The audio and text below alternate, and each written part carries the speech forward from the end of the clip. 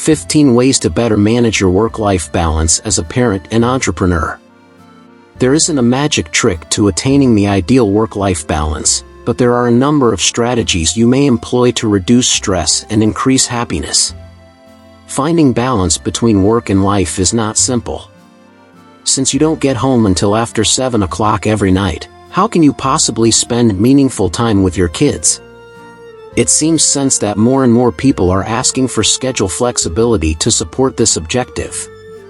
Unfortunately, owning your own company is a very different ballgame.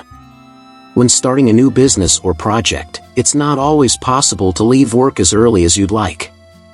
You are responsible for putting out fires as soon as possible since the buck stops with you. Welcome to Nacotivation, where future billionaires come to get inspired. Without further ado, here are: how can you still be there when your startup needs you without jeopardizing that valuable time with your family? Try out these 15 tips to make that more manageable.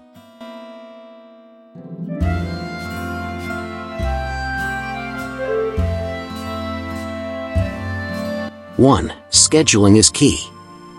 In an article for Calendar, Chance Maddox states that getting on a schedule is vital if you're going to operate a business and balance it with your family and personal life. To avoid wasting time and energy, it's crucial to know what you're going to do each day when you wake up. Chance continues, plan things out on your calendar so you have reasonable expectations for the day. Create a daily plan and routine as a habit to make your days predictable. This advanced planning, in my experience, ensures that you won't be taken off guard.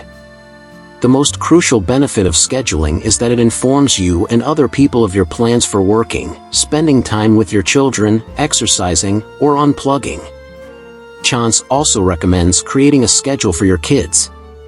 A separate children's schedule not only keeps you organized and productive, but it also creates a structure that children respond to well. Examples of this could be establishing bedtimes and activities that they can do on their own while you work. It's important to note that you should create a schedule that works best for you. Often this is determined by factors like when you're most productive or when the kids are at school. Don't be afraid to experiment with a couple of different schedules until you've found a match. Once you've determined your schedule and you've filled out your calendar, make sure that it's shared with both your team and family. 2. Know what to sacrifice and what's non-negotiable. I won't mince words about this. You will need to make compromises if you want to strike a healthy balance between your startup and your family. Believe me, you won't be able to manage your time without it. But you must decide what to give up and what cannot be negotiated. I enjoy traveling for work, for instance. It's a fantastic chance for me to get outside of my comfort zone, engage in some networking, and spread the word about my company. I've also had to cut back on the number of events I go to each year because I have a family at home. I've cut out a few activities that, in the end, weren't worth the time and money spent. But I will also not skimp on quality time with my family. I'm home every day by 6 p.m. so that we can have dinner together.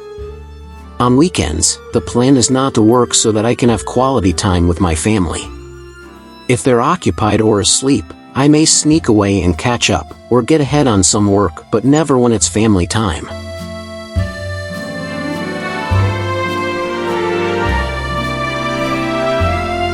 3. Get the kids involved with your work. Obviously, this does not entail hiring them on a full-time basis. However, there are inventive methods to juggle time with your kids and your career. A kid might participate in marketing, product testing, or focus groups, for instance. Your child, teenager, may be more hands-on depending on your business and their age. I've heard tales of business owners who launched ventures like jewelry manufacturing where their children could participate in the production process. You could also involve them in other areas, such as establishing a daily routine. Take or draw pictures of each step as a visual reminder of the next step in the process. And DeWitt, marriage therapist and co-host of the Passport to Parenting podcast, told Fatherly, kids should be involved in making and adapting the routine, so they have buy-in and ownership of it. A skin in the game or buy-in isn't something we need to impose on our kids. You'll find they love it, and it's helping them to learn a great habit that will benefit them for a lifetime. 4. Follow the touch it once rule. According to productivity expert Nicole Bands, we spend so much time doing something and then redoing something because we didn't actually do it thoroughly the first time. The answer? Touch it once etiquette. The main idea is simple, and it somewhat reminds me of David Allen's 2-minute rule. Act instantly whenever you touch something, such as a piece of mail or a folder that has to be filed. You won't have a long list of things to do later if you complete this minor chore fast. Get things finished and out of the way so that they don't take up room in your desk or head. 5. Make the most of the time you have without the kids. I'm trying to say that you should work as much as you can when the kids aren't around. These tiny ones require your attention, and they can tell when you ignore them repeatedly because you are preoccupied. This might imply that you'll decide on your job schedule when they're in school. Organizing your inbox on your morning commute is another option. Another option is to get up earlier than everyone else in your house does so that you are not interrupted. It's important to take care of your family when they are around. Instead, it's about accomplishing things while you're not taking care of children. 6. Prioritize your well-being. When will I have time to look after myself, you may be asking. Everyone can, in fact, find 10 minutes each day to devote to focused activities like exercise or meditation. When taking a well-earned break in the afternoon, you could possibly perform such tasks directly in your office. Make sure to get enough sleep and consume a healthy diet in addition. You should set a bedtime as you do for your children so that you can get those 6 to 8 hours of sleep every night. You should also start packing your lunch for the office and stocking it with nutritious snacks. By taking care of yourself, you'll be less anxious, stressed, and will have the energy to be a parent and entrepreneur.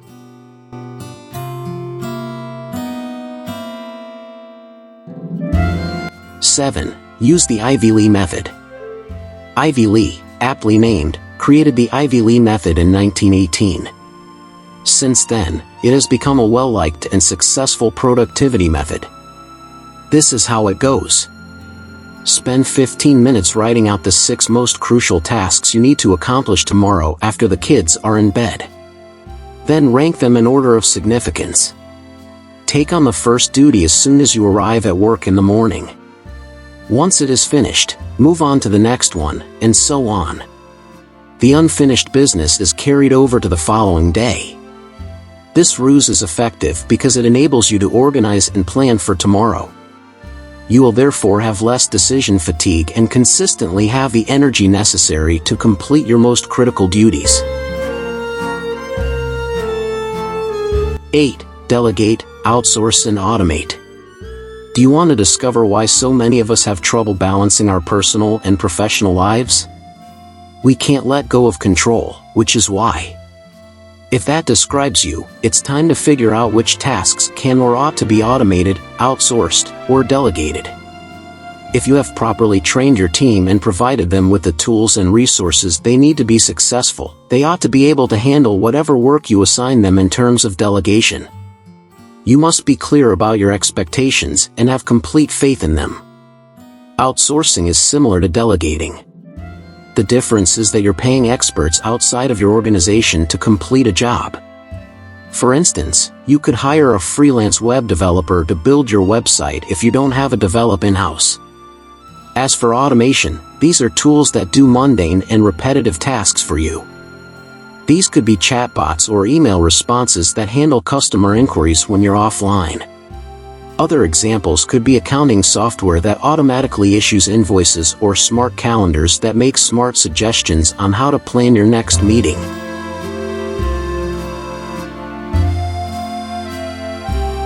9. Master the art of batching.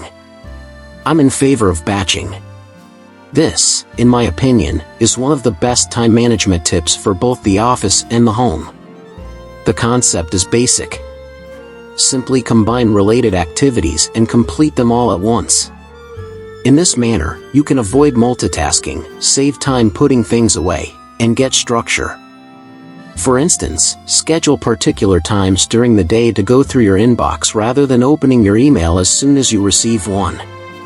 Set up one day per week for all meetings rather than having them on a daily basis. Additionally, cook everything on Sundays to avoid having to prepare dinner every night.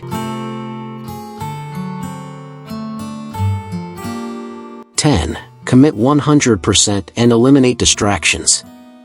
According to author and sales guru Grant Cardone, people with a success-minded attitude don't desire to excel in just one area. Who wants to be a home failure while being successful in business? Being average in one area of your life, whether it is your health, income, or parenting, leads to mediocrity in other areas of your life. Being productive at work and at home is necessary if you want to be like Grant and be able to enjoy both cake and ice cream. In order to spend quality time with his children, he spends an uninterrupted hour with them in the morning before starting his day. I'm only present when I'm there. I am fully committed to my work. Be completely focused on whatever you're doing. 11. Use voice dictation. Every smartphone allows you to use your voice to create to-dos, add events to your calendar, and set reminders. That's not mind-blowing. But I'm surprised at the number of people who don't use this technology. It's so much faster and convenient than typing. 12. Build your village. Is this a tired trope? Absolutely. But there's a good reason why cliches are used so frequently. In reality, you need a team of individuals to help you with your parental and professional responsibilities. In your personal life, friends and family are probably a sure thing. If your child is ill, they could stay home so you can go to work. Your business partner or a reliable employee may take over in your absence if you had to stay at home with your children. Additionally, your village could be other parents. Perhaps you could have a neighbor take your children to school so that you can get into your work at a decent time. But you have to return the favor. If there are days when you work from home, then you could watch their children after school. 13. Exercise your flexibility. Being in charge is one of the best aspects of being an entrepreneur. So, if your home life and that 9-to-5 schedule don't mesh, you can create your own timetable that will improve everyone's quality of life. You should take advantage of your flexibility as an entrepreneur rather than maintaining the status quo. 14. Use stress and anxiety to your advantage. I'm not suggesting that you live a life filled with tension and worry. It's detrimental to your productivity, well-being, family, and business. These emotions can occasionally be advantageous, though. Use that adrenaline rush to increase your energy and attention if you're speaking in front of others. You might utilize that to fight procrastination and motivate yourself if you're worried about missing a deadline. You might also do a mind dump or workout whenever you feel overwhelmed to get your thinking clear. 15. Take setbacks in stride. If there were just one piece of advice I could give, I'd tell budding entrepreneurs it would be that there's no such thing as perfection. I'd also offer the same words of wisdom to parents. No matter how hard you try, mistakes will be made.